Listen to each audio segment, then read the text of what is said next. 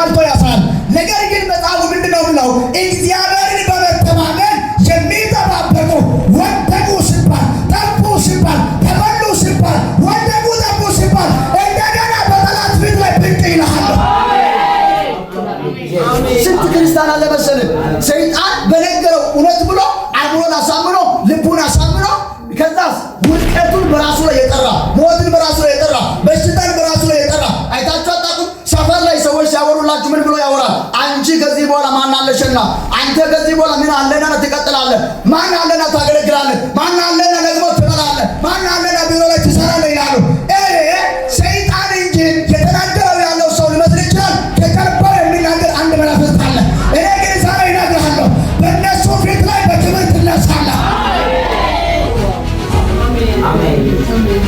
በደንብ አሜን በል። ስጮና በደንብ አሜን በል። ሃሌሉያ።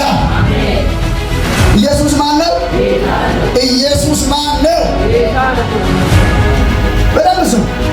እኔ ለእናንተ አንድ የሆነ ነገር እነግራችኋለሁ። ኢየሱስ ጌታ ለውጥ የማይቀይር ነው። ለውጥ መቀበል ግዴታ። ለውጥን ተቀበል የሚል ቃል አለ። በደንብ ስሙ። ለውጥን ተቀበል። እኔ ዛሬ እነግራችኋለሁ።